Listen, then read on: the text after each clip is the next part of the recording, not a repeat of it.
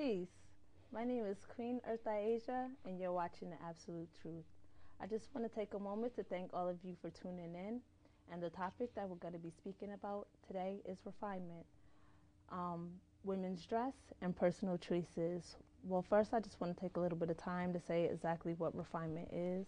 Refinement is a style of dress in which women cover their body and they dress modestly. There's different levels of refinement, just as women have different personal choices when they're picking out the clothes that they wear every day. Three-fourths is one type of refinement that the nation of gods and earth adhere to, where three-fourths of your body is covered. So today I have three women from the nation of gods and earths who are here to share a little bit of their wisdom and a little bit of what they do in their personal choices. So I want to say thank you all for coming on and welcome to the show.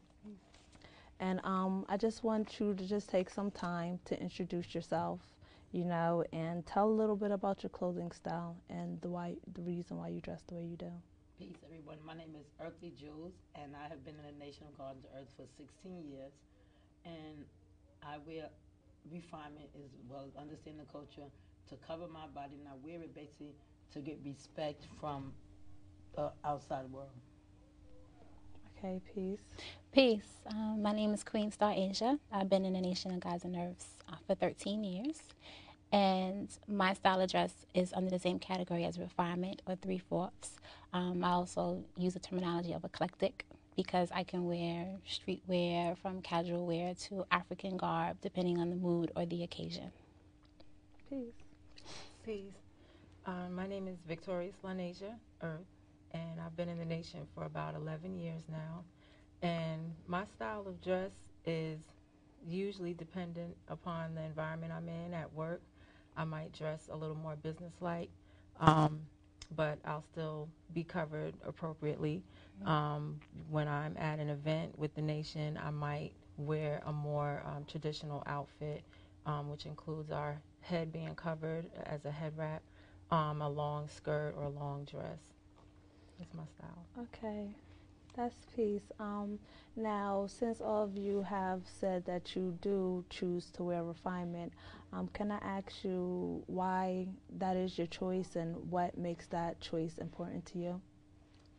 Yes, excuse me. The reason why I said, once again, I wear refinement because as having knowledge of self, years prior to it, I see the disrespect and the lust from the men that I get in your day. When you wear clothes so fitted on your body, it's like everything is being exposed. So with myself, once I got knowledge of self, I saw it was more respectful, and then there's more attention, and there's a beauty. It's a beautiful sight to see a black woman dressed in three-fourths, having their hair wrapped, being covered, and it's a beautiful feeling. And I mean, it's wonderful. I just adore wearing this because I see there's a lot of glory coming with the refinement. Okay. Well, peace. Even from youth, my mother used to say, you should always dress classy, not trashy. When I came into the Nation of Gods and Earths and I got knowledge of self, which is basically starting to learn about who you are and how, in that relationship between who you are and the world, the understanding is that the sisters or the women wear three-fourths and that you cover your body, as Eartha Asia said, for modesty as well. But it's my personal choice to do so because I know that the way I dress is a reflection of who I am and that I don't want to be seen or looked at solely for the shape of my figure or the body parts that I'm exposing in order to attract a mate or to attract anyone, so to speak. So that's why refinement is important to me. I think one of the things that's very important to understand is that refinement is not limited to our nation. That's something that as women we should just naturally have within us. The word refinement means the process of making better. So as you grow, whether it's through a specific degree of knowledge or whether it's just through your experiences that as you're growing up in life, or sometimes even becoming a mother or getting a new job or just any kind of life-changing thing will prompt you or motivate you to change your style of dress. And that was one of the things that was very important for me early on when coming into knowledge of self, is that it's not just strictly because you want to, you know, cover your body so that people aren't lusting after you or looking at you in a particular way. But it's also just about the degree of respect that you have for yourself. Exactly. And that can go for anybody, regardless of your culture or religion, you know, what doctrine you follow. That's just something that as you get older, as you mature as a woman, that you should be naturally inclined to make yourself better. And sometimes the way you make yourself better internally is going to be expressed outwardly through your dress. And that's why refinement is important to me, and why I dress the way that I do. Okay, that's peace. Now, when you were saying, I know a few people mentioned, like, you know, growing up and the way that you dress when you're younger, and, you know, different things that was instilled to you as a child. So do you think that this style, the way a woman dresses, is directly related to family values and what she was being taught as a child? Yes, I do. And I do for many reasons. Exactly. The first is that, you know, the mother and the father. The mother is the first teacher to the child, and the father in the household is also a teacher as well. And when a child is growing up, they basically do not always respond to what you tell them to do, but they respond to what they see you do. So, for instance, if there's a young child, it's a daughter, and she's walking down the street with her mother, and her mother has a top that's exposing her breasts, or a pair of jeans that when the mother bends down to pick up her child's toy, you know, her derriere is showing, then the child sees this, and then they think that this is acceptable or proper dress or how just a woman dresses, and then they follow in that pattern until there is some type of cause or information that directly opposes that. So the way you dress is definitely directed in relationship to your family values and how you see yourself. I think it should be directly related to your family values, and that can be either a positive or a negative. Again, as Star Asia said, if you are showing in your household proper ways to dress as a mother, or as a parent in general, then naturally you're gonna clothe your child in the same fashion. You're not going to go to the store and buy, you know, a little itty bitty top and itty bitty skirt or shorts for your child if that's not how you dress in the household. But the other side of that also is that the family values, if they don't exist in the household, then that is also going to be an expression on how the child dresses as well. If the child is walking out of the house looking provocative, or even dressing sloppy is not refinement. Even though they might be covered, they might be dressed very, you know, dirty or sloppy or whatever it is. And there's no knowledge or wisdom being shown to that child to say, no, this is what you need to do, or this is how you need to dress. Then that's also going to be reflective on your lack of family values. So it's definitely an integral part. Well, I want to touch on as well, because, see, this way of life we live in, most of us came into knowledge of self at a later stage of their lifetime, which it wasn't brought up in my house. We were in Garden Earth in my house when I was younger. So therefore, me being a Catholic, the dress code was basically different. But then when I got knowledge of self, I have a child who was 14 years old. So because of that dress code, like you said, I was studying. So studying and then trying to train your child to study and dress the same way you are is kind of difficult when the values were instilled when they were basically growing up as a child. So it's kind of hard to get your child to adapt to the way of life, a dress code, according to what you see forth for yourself, your way of life living right now. So then, once again, you have to still instill in the best part of it, which is the best part of respect. Right. Carry yourself with respect. You don't have to dress this way, but still dress according to your characteristic of being a respectful young lady and young queen as we are, because we want to keep establishing our children.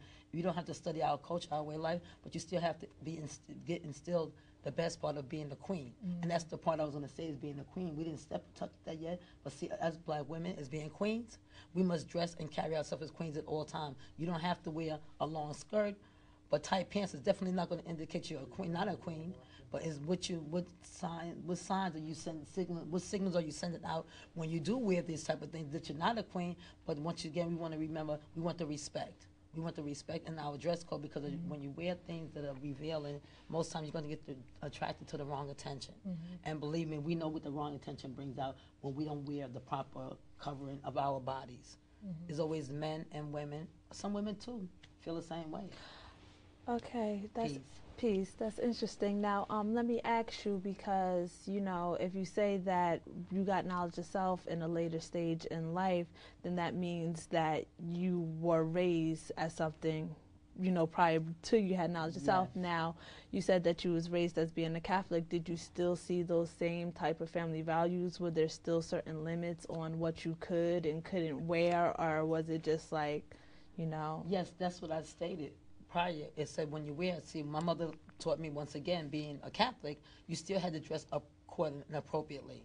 Certain things you couldn't wear, certain things you could wear, and she didn't say you couldn't wear a halter blouse because that's what we were wearing at the time. If you know, when you go to church, you wear what you wear to church. But this way of life and culture, you wear it every day. It's not just because you go to church you're going to change. Like with the business affair, when you go to work, you could wear a business attire, but when you come home, you change. So it wasn't instilled in our house the proper dress code as understanding how knowledge of self, to understand the culture. But my mother did say, don't show your behind. You know, wear things appropriately for yourself as being a black woman. Then, not to be the queen, just to being a black woman. Always have respect for yourself when you go outside or abroad. You want to make sure everybody look at you in decency, without no disrespect. Okay. So, how do you think the way a woman dresses, how do you think that affects society as a whole? I think it depends on which society you're in at the time.